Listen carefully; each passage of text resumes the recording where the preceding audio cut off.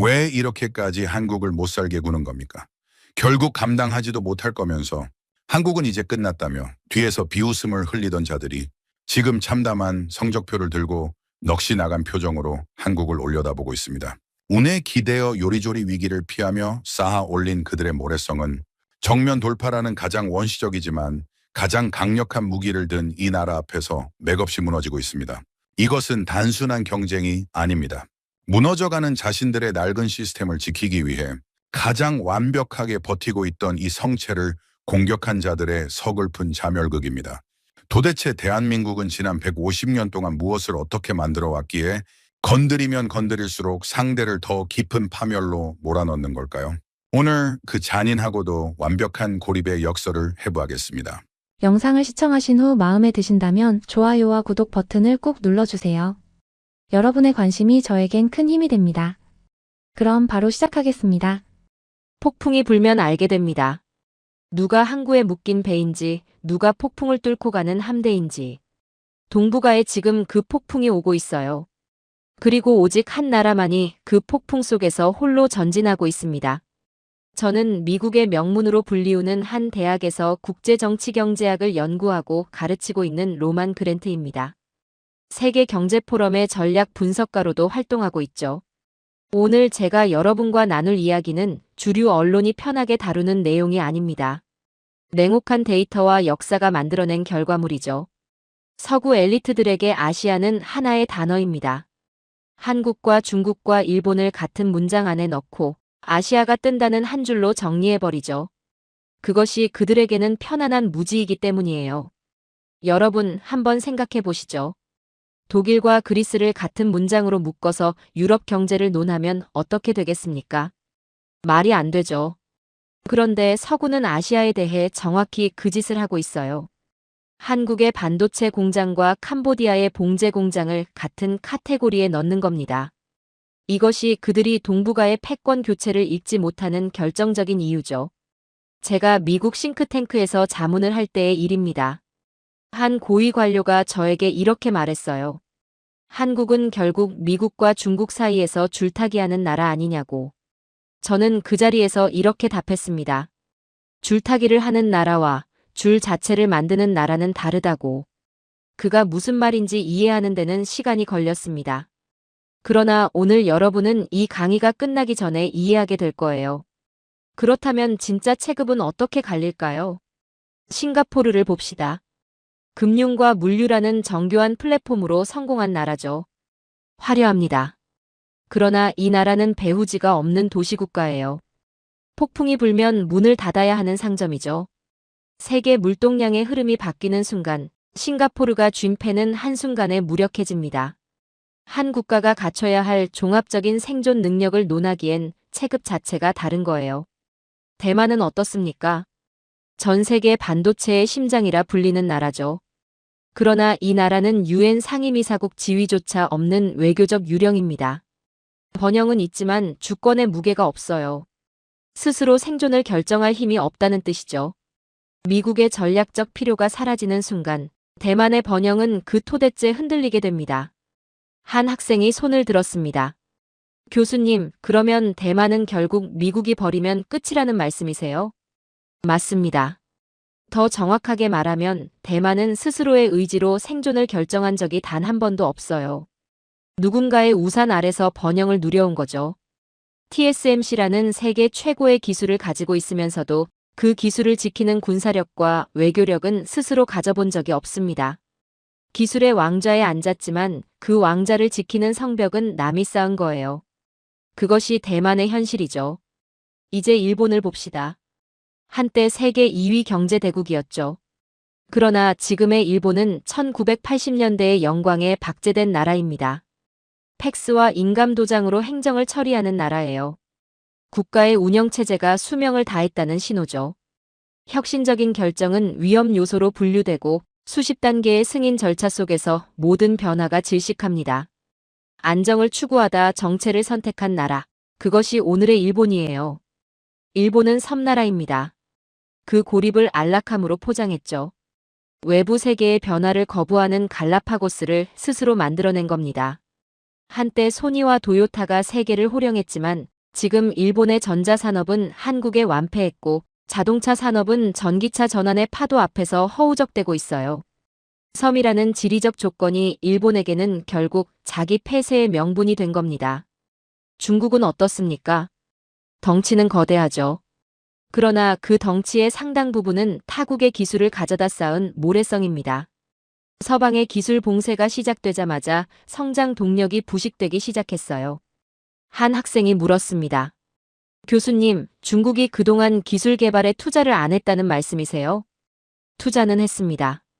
어마어마하게 했죠. 그런데 문제는 방향이에요. 중국의 기술 투자는 원천 기술을 만드는데 집중한 게 아니라 가져온 기술을 빠르게 복제하고 확장하는 데 집중했습니다. 추격자 단계에서는 그게 통하죠. 그러나 선도자 단계에서는 복제할 원본이 없어요. 그 순간 시스템 전체가 멈추는 겁니다. 지금 중국이 정확히 그 벽 앞에 서 있죠. 중국은 대륙의 팽창력을 믿고 내수 시장이라는 거대한 마약에 중독되었습니다. 그래서 세계 표준을 따르기보다 자신들만의 성벽을 쌓는데 급급했죠. 그 성벽이 지금 그들을 가두고 있어요. 밖을 향해 열려 있어야 할 기술이 안을 향한 통제의 도구가 된 겁니다. 여러분, 이제 핵심을 짚겠습니다. 사람들은 한국을 반도라고 부릅니다.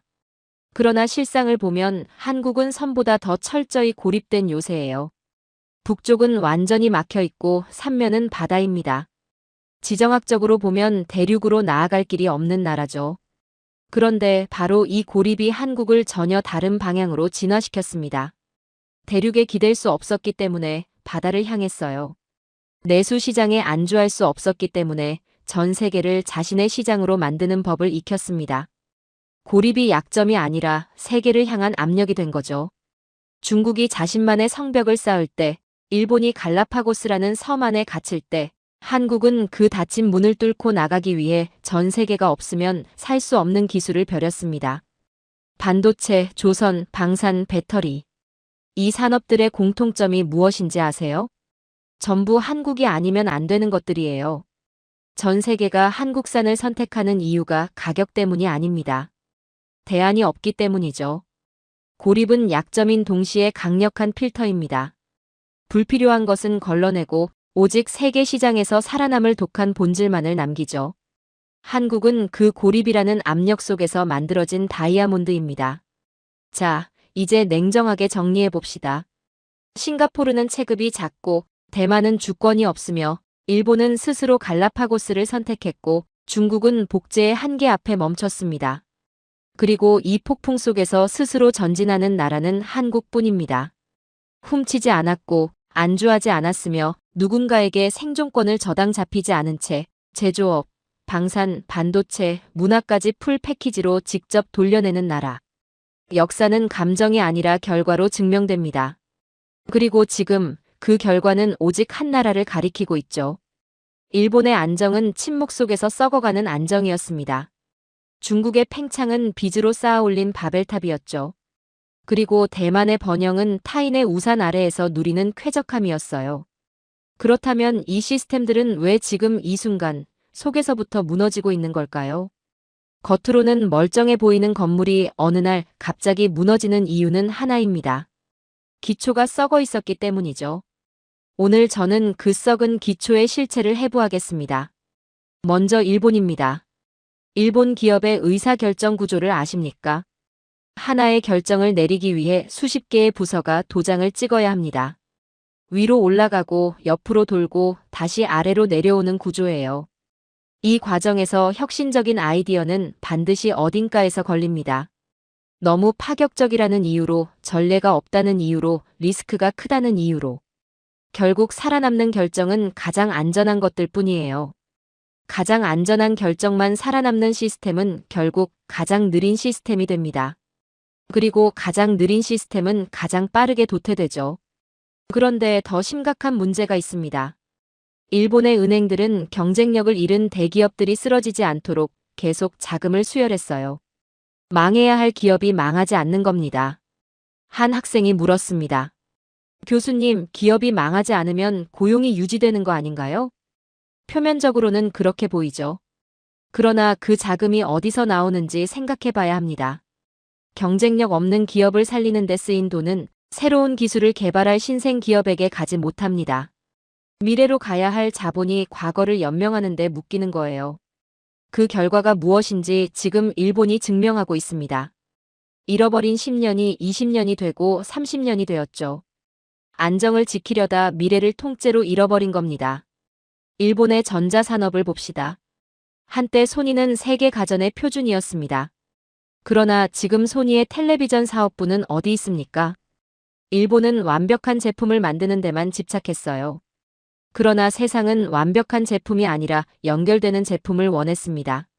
삼성과 LG가 스마트 기능과 범용성으로 세계 시장을 장악할 때 일본은 여전히 화질과 내구성을 이야기하고 있었죠. 시장이 무엇을 원하는지 읽지 못한 겁니다. 고립된 섬에서 혼자 완벽함을 추구하다 세계와 단절된 거예요. 이제 중국을 더 깊이 들여다보겠습니다. 중국의 모든 기업은 공산당의 지도를 받습니다. 이것이 추격자 단계에서는 강력한 무기였어요.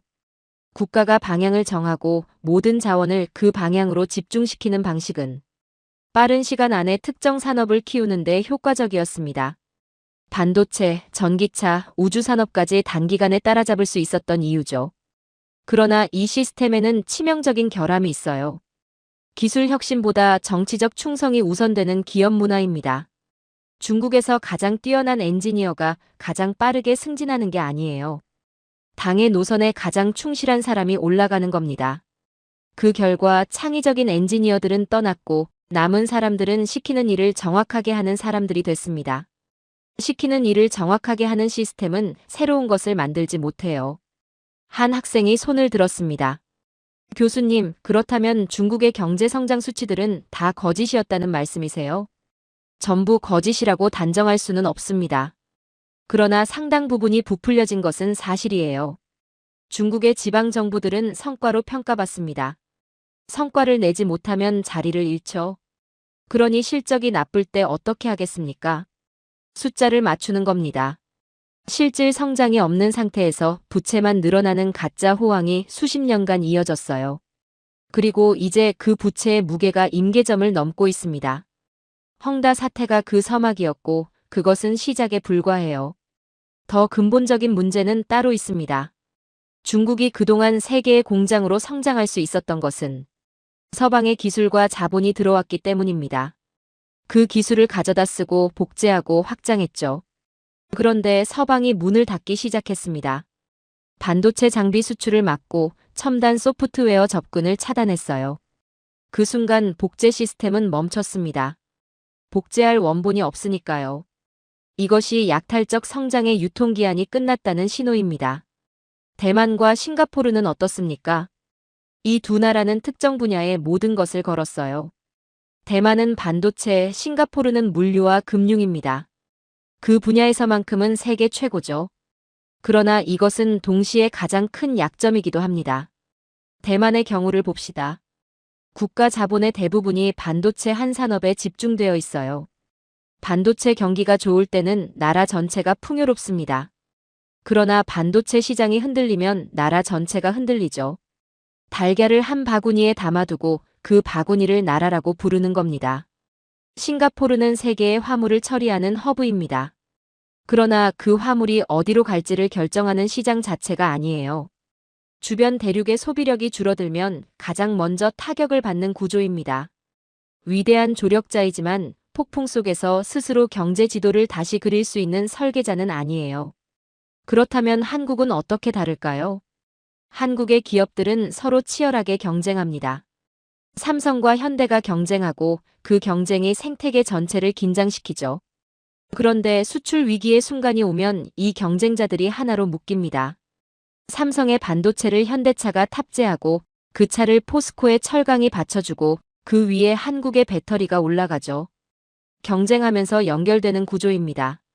이것이 일본의 폐쇄적 계열사 구조와 근본적으로 다른 점이에요. 일본의 계열사들은 서로를 보호하기 위해 묶여 있지만 한국의 기업들은 세계와 싸우기 위해 연결됩니다. 그리고 한국은 실패한 기업을 연명시키지 않습니다. 과감하게 구조 조정하고 그 자원을 더 효율적인 곳으로 재배치해요. 이 가혹한 신진대사가 한국 산업 생태계를 계속 젊게 유지시키는 비결입니다. 일본이 죽어가는 기업에 산소호흡기를 달아두는 동안 한국은 그 자리에 새로운 산업을 심었어요. 여러분, 시스템은 거짓말을 하지 않습니다. 어떤 구조를 가진 나라인지가 결국 그 나라의 미래를 결정하죠. 일본은 안정을 선택했고 그 안정이 정체가 되었습니다. 중국은 팽창을 선택했고 그 팽창이 부채가 되었어요. 대만과 싱가포르는 특화를 선택했고 그 특화가 취약점이 되었죠. 그리고 한국은 경쟁을 선택했습니다. 그 경쟁이 혁신이 되었고 그 혁신이 지금 세계의 표준이 되고 있어요. 시스템의 본질은 위기가 왔을 때 비로소 드러납니다. 한국이 어떤 위기 앞에서도 더 강해져 왔는지는 다음에 이어질 이야기들이 낱낱이 증명해 줄 겁니다. 여러분, 역사에서 가장 위험한 존재는 무엇일까요?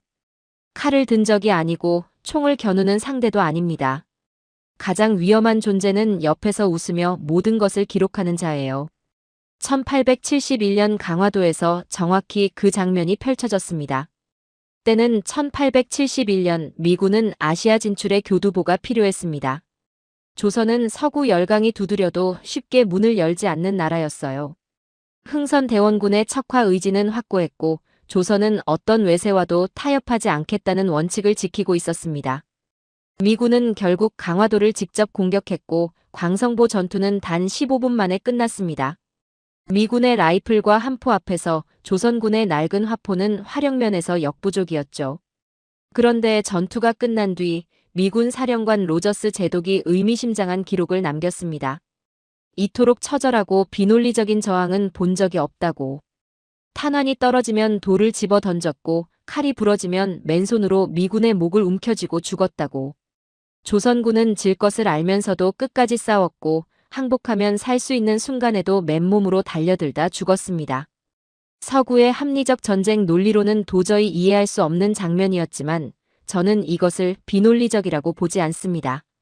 이것은 무기가 없으면 돌을 쓰고 돌도 없으면 맨몸을 쓰는 또 다른 종류의 논리였어요. 가진 것이 없을수록 더 깊은 곳에서 자원을 끌어올리는 한국 특유의 저력이 그날 처음으로 세계 앞에 모습을 드러낸 겁니다. 그런데 여러분, 그날 강화도에는 조선군과 싸우지 않은 사람들이 있었습니다. 총을 쏘지 않았고 피를 흘리지도 않았어요. 그들은 그 대신 펜을 들고 있었죠. 일본군 첩자들이었습니다. 통역과 관찰자라는 자격으로 미군 함대에 탑승해 있었고 이들이 기록한 것은 전투의 승패가 아니었어요. 미군이 어떻게 상륙했는지, 어느 지형에서 방어선이 무너졌는지, 조선군이 어느 순간에 가장 취약해지는지를 냉정하게 수치로 정리하고 있었습니다. 어제연 장군이 왜 항복하지 않았는지, 그 정신의 뿌리가 무엇인지에는 관심이 없었어요. 그들에게 필요한 것은 오직 하나였습니다. 어느 지점을 치면 가장 빨리 무너지는가. 그런데 여러분, 여기서 멈추면 일본의 진짜 계략을 놓치게 됩니다. 일본이 그날 강화도에서 수집한 것은 단순한 지형 데이터가 아니었어요. 그들이 진짜 확인하고 싶었던 것은 훨씬 더 중요한 것이었죠. 바로 서구 열강이 조선을 어떻게 인식하는가, 그리고 그 인식의 틈을 어떻게 파고들 수 있는가였습니다. 일본의 계략은 정교했습니다. 그들은 강화도 전투를 지켜보며 하나의 결론을 도출했어요. 서구 열강은 아시아를 하나의 덩어리로 보고 있고 그 덩어리 안에서 누가 문명화된 중개자인지를 찾고 있다는 것이었습니다. 일본은 즉각 그 역할을 자처했어요. 서구식 복장을 갖추고 서구식 외교 언어를 익히고 서구 열강의 회의장에 나타나 이렇게 말했습니다.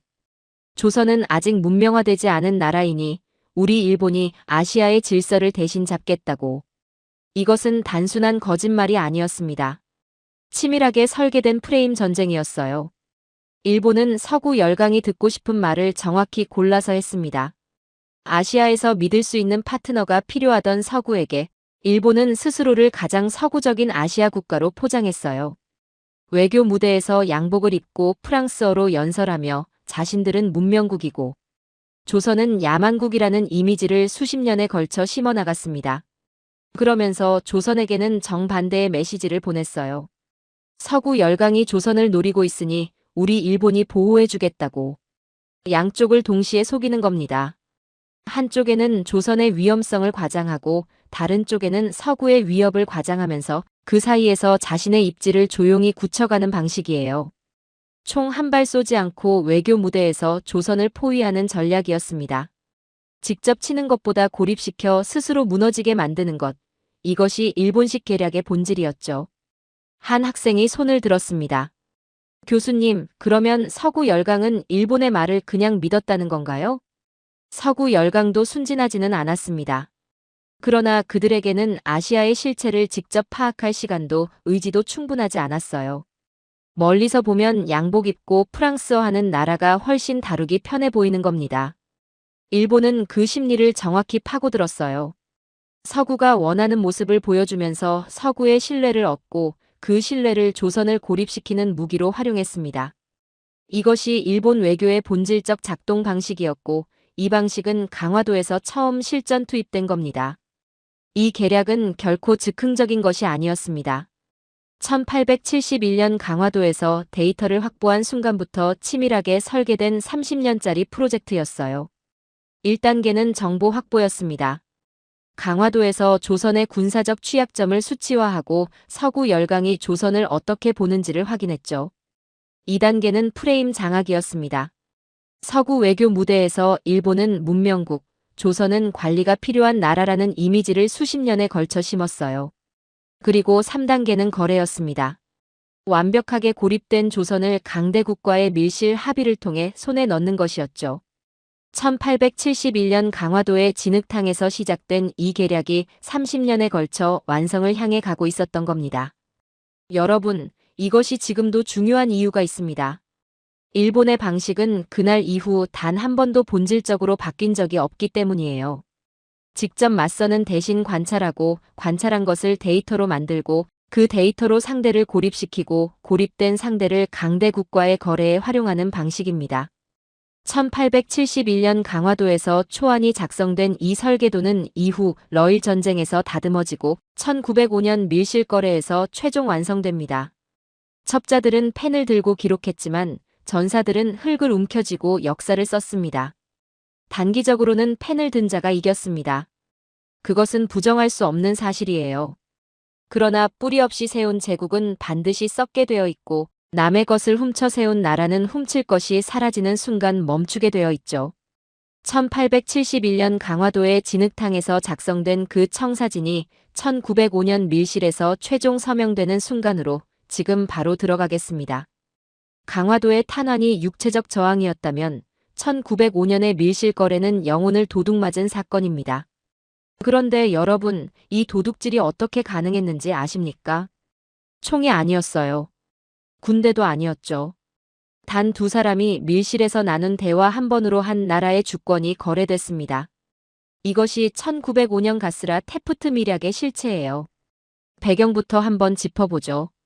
러일 전쟁에서 일본이 승리하면서 동북아의 판도가 흔들리기 시작했습니다. 일본은 조선을 완전히 손에 넣으려 했지만 문제가 있었어요. 미국이 태평양에서 필리핀을 손에 넣으려는 야욕을 가지고 있었고 두 나라의 이해관계가 언제든 충돌할 수 있었죠. 일본은 이 충돌을 피하는 동시에 미국의 승인까지 얻어내야 했습니다. 그래서 선택한 것이 밀실이었어요.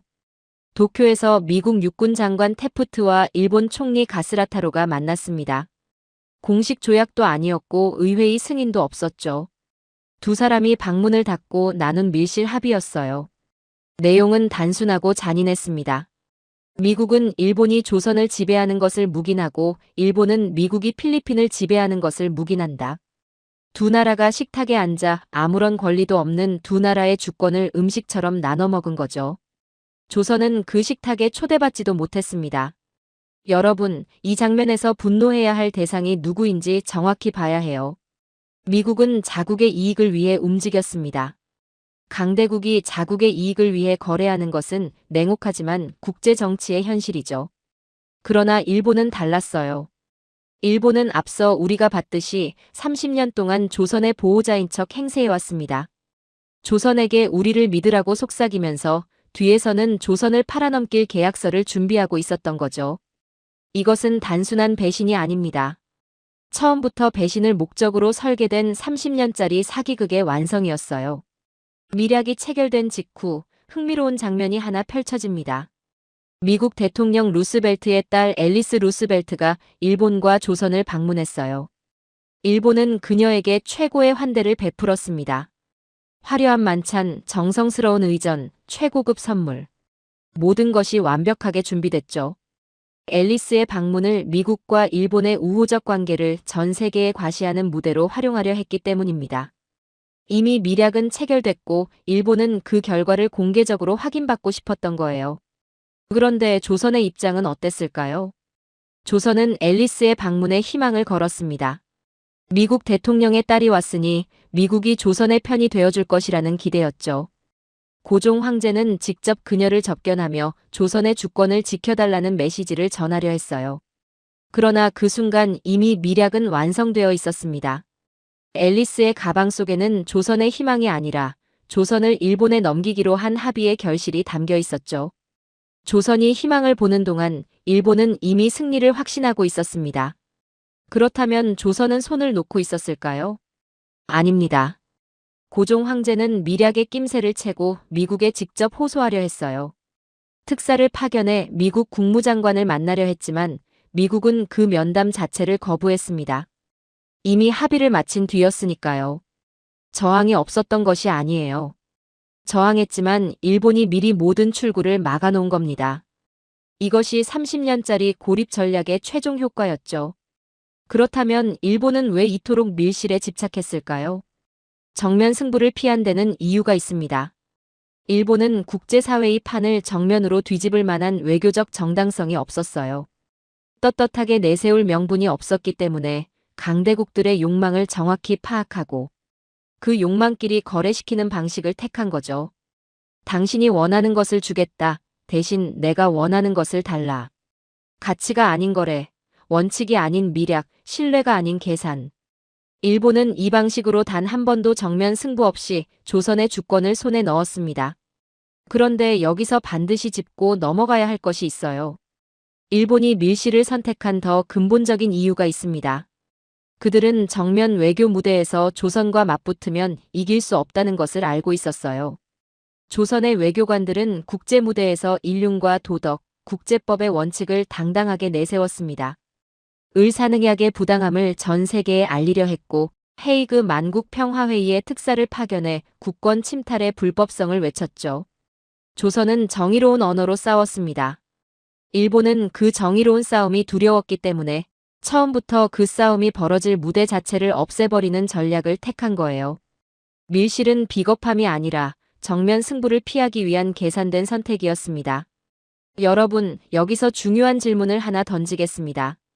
이 밀실 거래 방식이 1905년으로 끝났을까요? 아니죠. 이것은 일본 외교의 DNA가 됐습니다. 21세기에도 일본은 같은 방식으로 움직여요. 한국이 미국과 포괄적 전략 동맹을 강화할 때마다 일본은 뒤에서 미국을 향해 속삭이죠. 한국은 믿을 수 없다고, 우리가 더 신뢰할 수 있는 파트너라고. 1905년 가스라가 태프트에게 했던 그 방식을 100년이 지난 지금도 반복하고 있는 겁니다. 그런데 결과는 어떻게 됐습니까? 한국은 세계가 없어서는 안 될 기술 강국이 됐고 미국의 가장 중요한 인도태평양 파트너가 됐어요. 일본이 뒤에서 속삭일 때 한국은 반도체와 방산과 조선으로 세계 무대 한가운데 서 있었죠. 밀실에서 거래하는 나라와 실력으로 세계 무대에 서는 나라. 어느 쪽이 결국 진정한 신뢰를 얻는지는 지금 이 시대가 명확하게 증명하고 있습니다. 강화도의 총성에서 시작된 일본의 계략은 1905년 밀실에서 완성됐어요. 그러나 역사는 정직합니다. 남의 주권을 도둑질에 세운 번영은 반드시 그 대가를 치르게 되어 있죠. 일본이 이 작물 거래로 쌓아 올린 100년의 운이 어떻게 현재의 한국에게 그 모든 주도권을 빼앗기며 허물어지고 있는지 이제부터 그 실체를 하나씩 해부해 나가겠습니다. 여러분, 역사에는 가끔 믿기 힘든 장면이 등장합니다.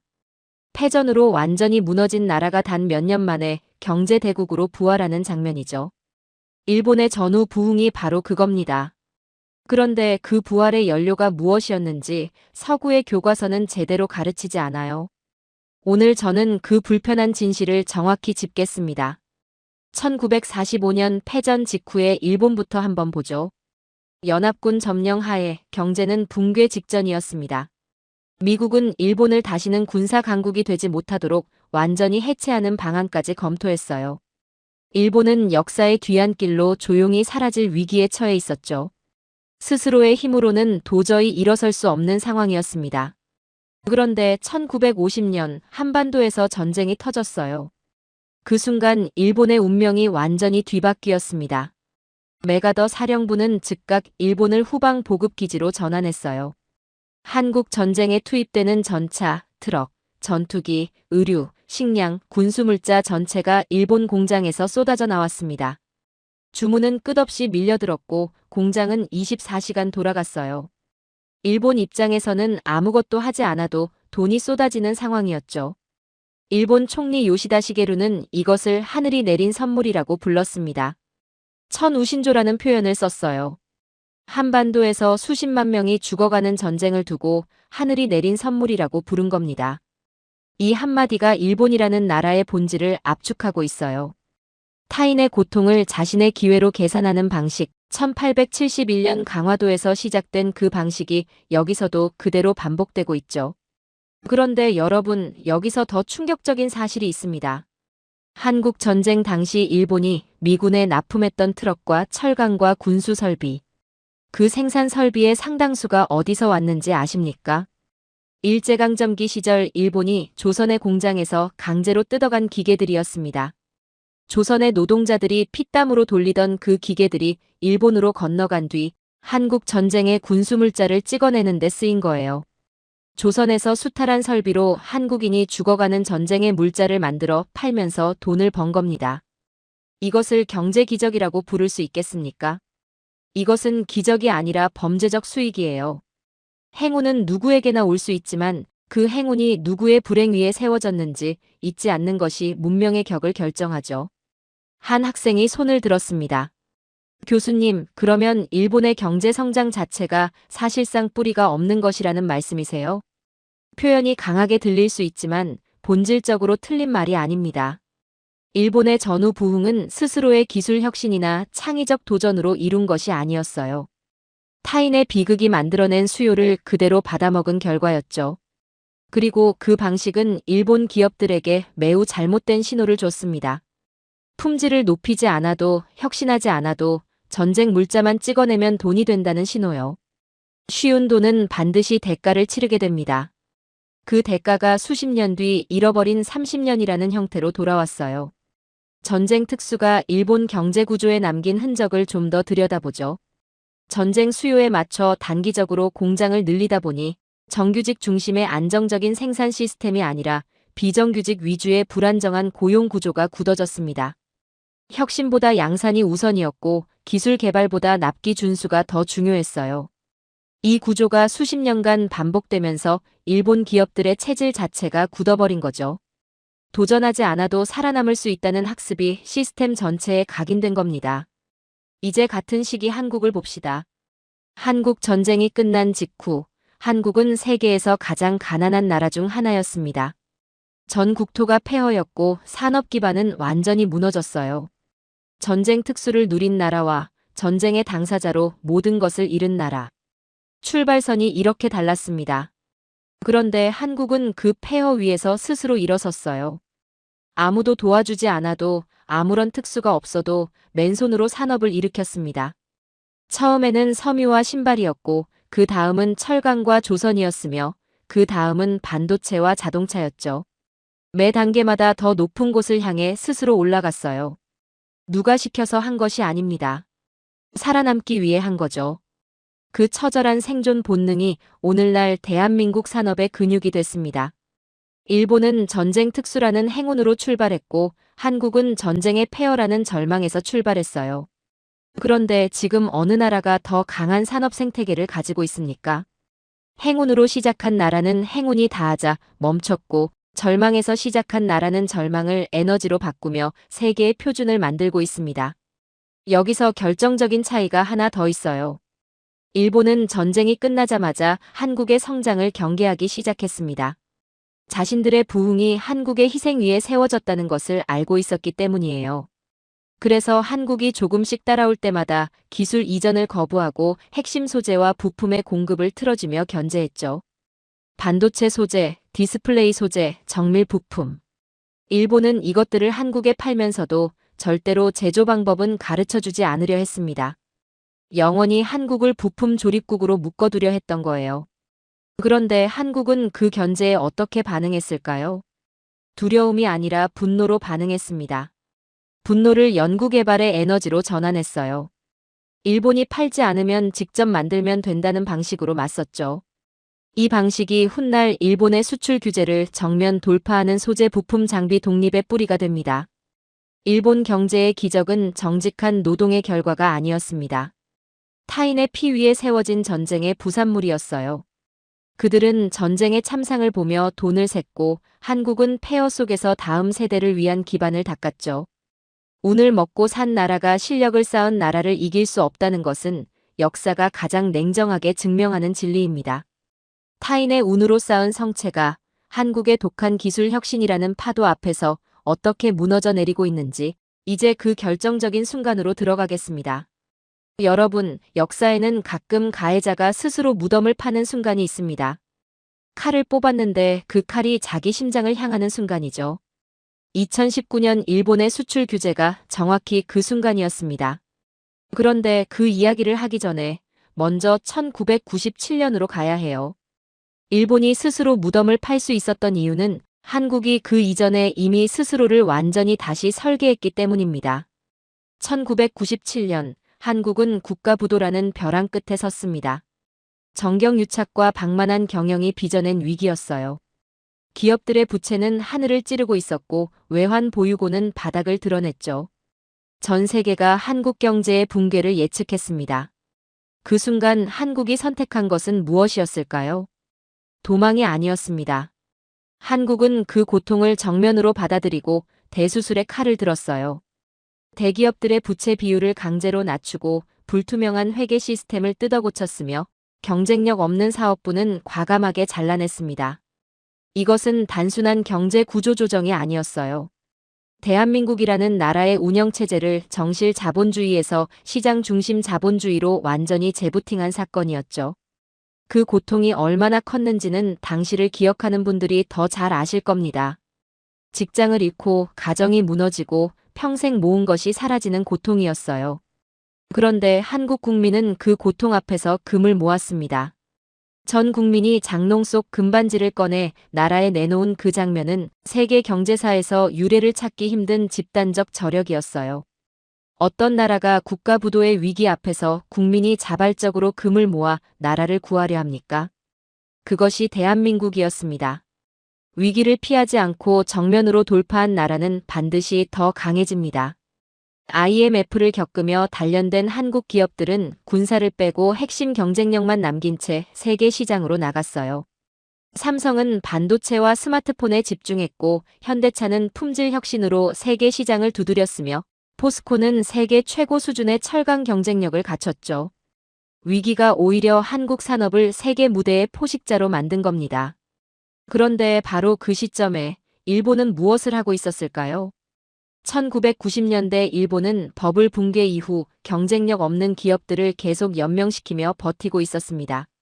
한국이 뼈를 깎는 구조조정으로 더 강해지는 동안 일본은 현실을 외면하며 과거의 영광에 기대고 있었어요. 그 결과 한국과 일본의 격차는 시간이 갈수록 줄어들었고 어느 순간 역전이 시작됐죠. 일본은 그 역전의 순간을 받아들이지 못했습니다. 그래서 선택한 것이 2019년의 수출 규제였어요. 일본 아베 정권은 한국 반도체 산업의 핵심 소재인 불화수소와 포토레지스트, 플루오린 폴리이미드의 수출을 전격 규제했습니다. 한국의 반도체 공장이 3개월 안에 멈출 것이라고 확신했어요.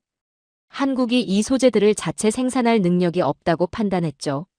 30년 전의 한국이라면 그 판단이 맞았을 겁니다. 그러나 일본은 치명적인 실수를 저질렀어요. IMF를 통해 완전히 다른 나라가 된 한국을 여전히 30년 전의 부품 조립국으로 보고 있었던 겁니다. 한국의 반응은 일본의 예상을 완전히 벗어났습니다. 굴복이 아니라 전공법이었어요. 한국 정부와 기업들은 즉각 소재 국산화 프로젝트를 가동했습니다. 불가능하다고 여겨졌던 초고순도 불화수소를 단기간에 국산화하는 데 성공했어요. 삼성과 SK 하이닉스 같은 대기업들은 국내 중소기업들의 기술과 자본을 직접 지원하며 함께 문제를 풀어나갔죠. 대기업이 중소기업의 손을 잡고 함께 뛰어드는 이 방식은 일본의 폐쇄적 도제 시스템과는 근본적으로 달랐습니다. 여기서 일본과 한국의 기술 문화 차이가 선명하게 드러납니다.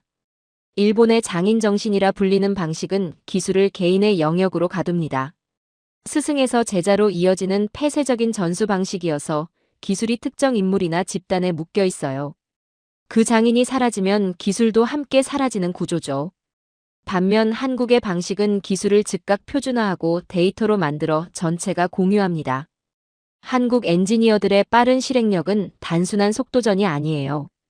기술을 빠르게 확산시키고 생태계 전체의 역량으로 전환시키는 지식의 민주화 과정입니다.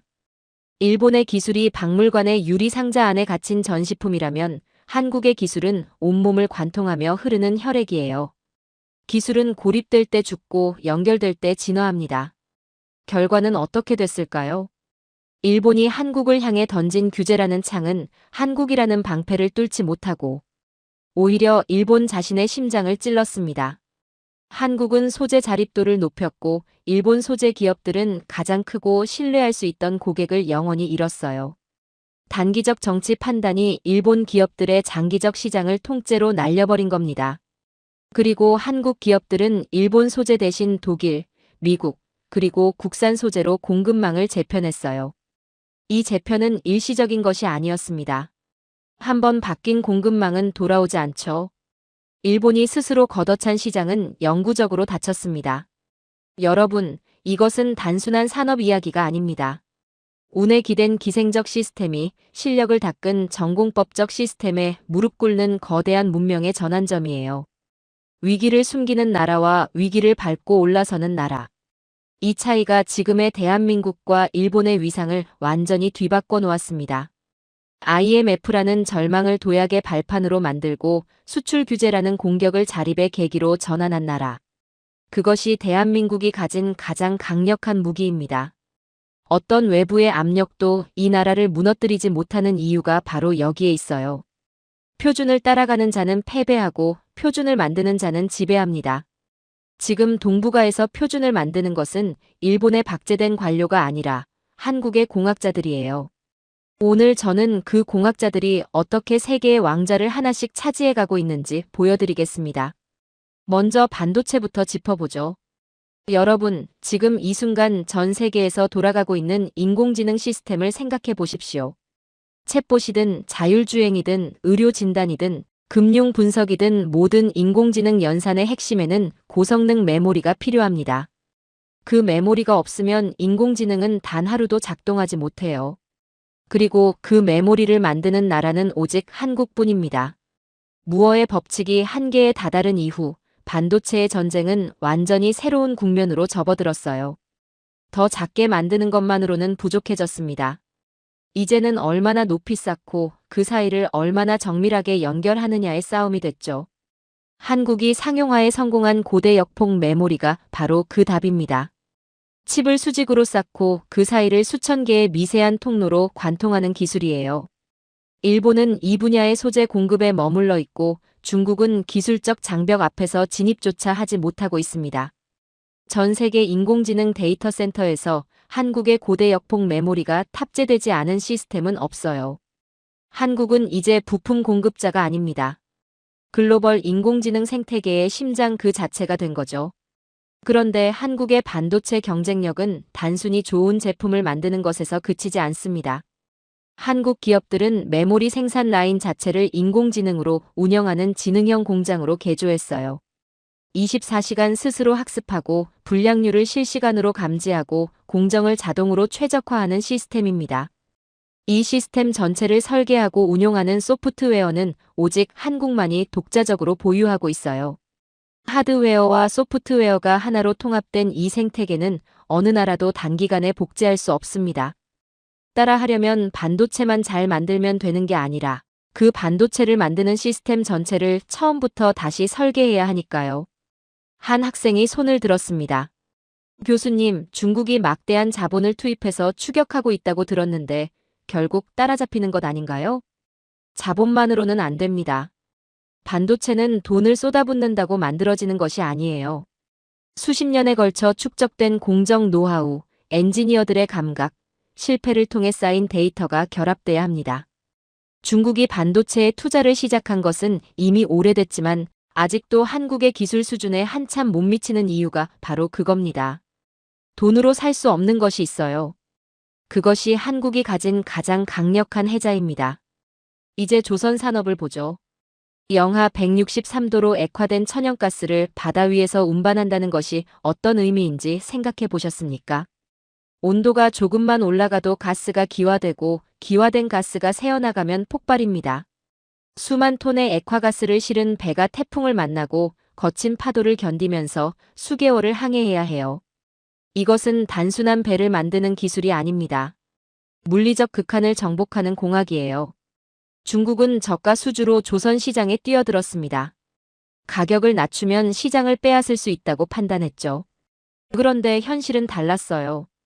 중국산 선박은 잦은 결함과 운항 중 정지 사고로 세계 선주들의 신뢰를 잃었습니다. 가장 싼 배가 아니라 가장 안전한 배가 필요한 이유는 단순해요. 바다 위에서 에너지 운반선이 멈추면 그 손실은 선박 가격의 수십 배가 넘기 때문이죠. 한국은 다른 접근을 택했습니다. 배가 바다에 나가기 전에 가상 공간에서 모든 극한 상황을 시뮬레이션하는 디지털 트윈 기술을 조선업에 도입했어요. 태풍, 결빙, 충돌, 기계 결함까지 수천 가지 시나리오를 미리 검증한 뒤 바다로 내보내는 겁니다. 그 결과 한국산 액화천연가스 운반선의 사고율은 사실상 제로에 가깝습니다. 세계 선주들이 20% 더 비싸더라도 한국의 선박을 택하는 이유가 바로 이것이에요. 이것은 경제 논리가 아닙니다. 생존 논리죠. 이제 방산을 보겠습니다. 유럽의 방산 강자들을 보면 무기 하나를 개발하는데 10년이 걸립니다. 계약부터 납품까지 수년이 걸리고 가격은 천문학적이에요. 전쟁은 기다려주지 않는데 무기 납품은 기다리라고 하는 겁니다. 한국은 이 문제를 완전히 다른 방식으로 풀었어요. 자동차 생산 공정의 효율성을 방산에 이식한 겁니다. 모듈형 생산 방식으로 전차와 자주포를 만들고 소프트웨어 업데이트로 전장 상황에 맞춰 성능을 즉각 개선하는 시스템을 구축했어요. 유럽이 10년 걸리는 것을 한국은 1년 안에 인도하고 납품 이후에도 실전 피드백을 반영해 지속적으로 업그레이드합니다. 폴란드가 오랜 우방인 독일의 전차를 포기하고 한국의 K2 전차를 선택한 것은 이 강의에서 가장 상징적인 장면 중 하나입니다. 폴란드 국방부의 선택 이유는 명확했어요. 전쟁은 기다려주지 않는다고. 지금 당장 필요한 전력을 지금 당장 공급할 수 있는 나라가 한국뿐이었다는 겁니다. 한국은 이제 자유세계의 무기고라는 미국의 역할을 실질적으로 보완하는 핵심 축이 됐습니다. 루마니아, 호주, 노르웨이, 아랍에미리트까지 한국 방산의 고객이 되고 있어요. 이것은 단순한 수출 증가가 아닙니다. 한국이 세계 안보 질서의 핵심 공급자로 자리매김했다는 뜻이죠. 여러분, 반도체와 조선과 방산의 공통점이 무엇인지 아십니까? 세 분야 모두 가격이 아니라 신뢰로 선택받는 산업이에요.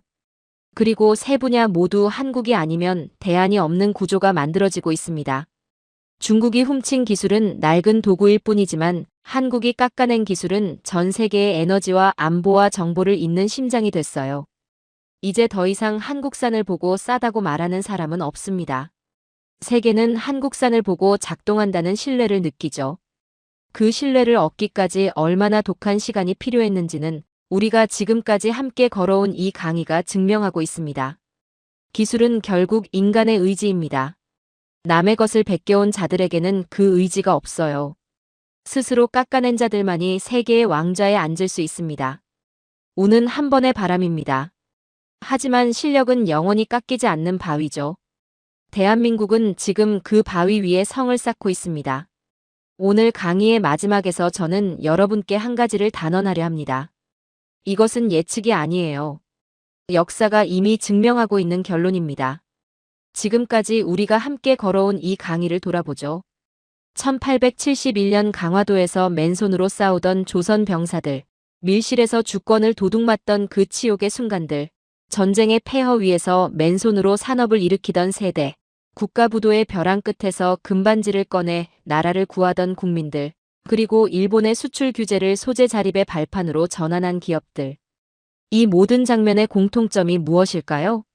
한국은 단 한 번도 운이 좋았던 적이 없었다는 겁니다.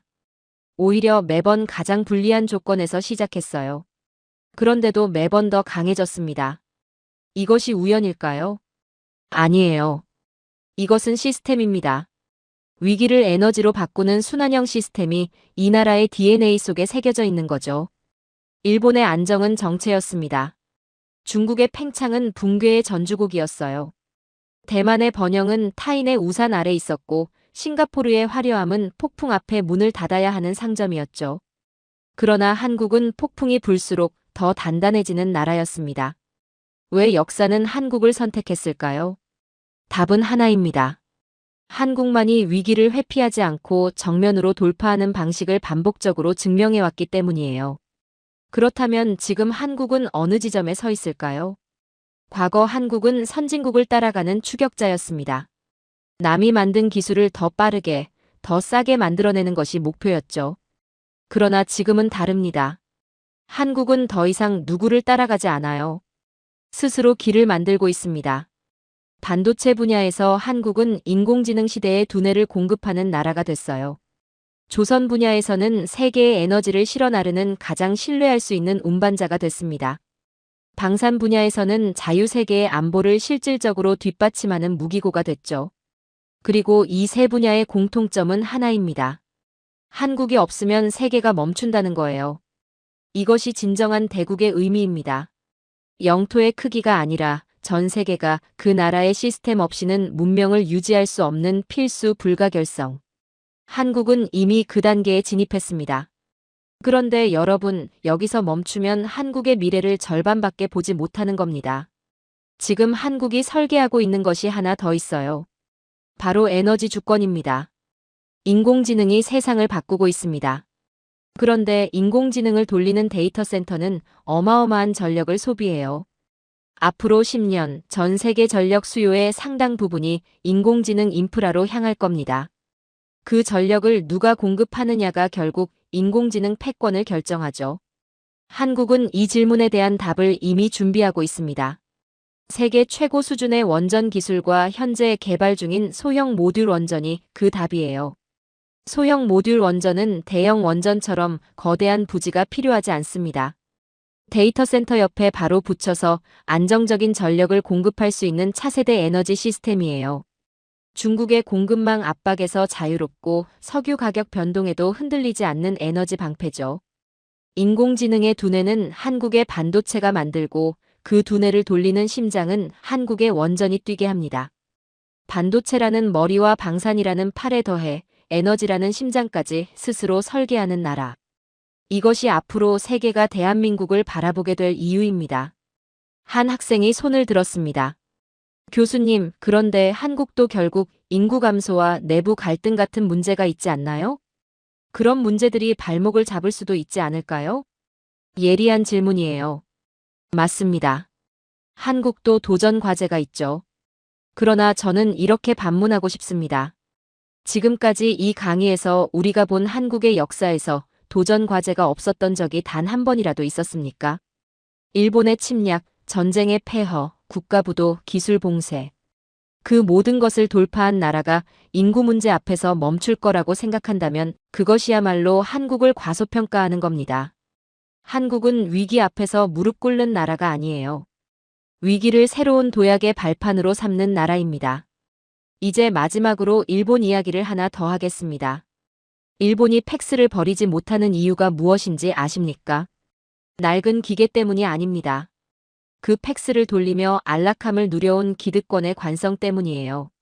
새로운 시스템이 들어오면 자신들의 자리가 흔들리니까 변화 자체를 막는 겁니다. 이것이 일본이 디지털 전환에서 세계에서 가장 뒤처진 나라가 된 이유예요. 안락함이 시스템을 죽인 겁니다. 반면 한국은 스스로의 팩스를 먼저 부쉈습니다. IMF 때 멀쩡한 기업도 과감히 구조 조정했고 잘 팔리던 제품도 더 나은 것으로 교체했어요.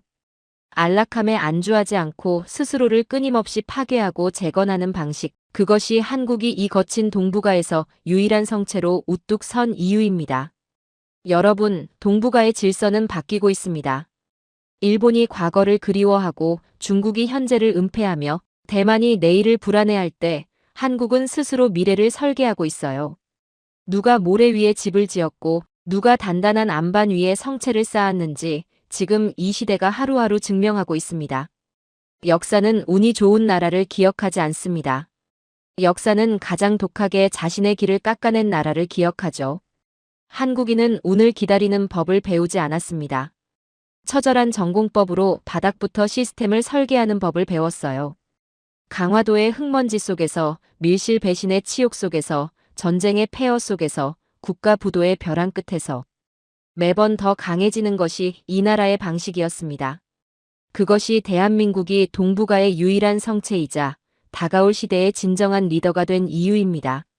이것이 제가 수십 년간 동아시아를 연구하며 도달한 결론이에요. 차갑고 냉혹한 데이터가 가리키는 방향은 하나입니다. 앞으로의 시대는 대한민국의 시대입니다. 오늘의 사연은 여기까지입니다. 역사는 행운을 훔친 자가 아니라 끝까지 살아남아 표준을 쓴 자의 기록입니다. 우리는 남의 운에 기대지 않고 오직 스스로의 기술로 성벽을 쌓았습니다. 이제 동북아의 질서는 과거의 망령이 아닌 우리가 빚어낸 시스템이 중심이 됩니다. 낡은 방식을 고집하는 자들은 도태될 것이고 변화를 뚫어낸 자들이 시대를 지배할 것입니다. 지금 그 역사가 여러분의 눈앞에서 시작되고 있습니다. 긴 영상 시청해주셔서 감사합니다. 내일은 더 좋은 영상으로 찾아오겠습니다.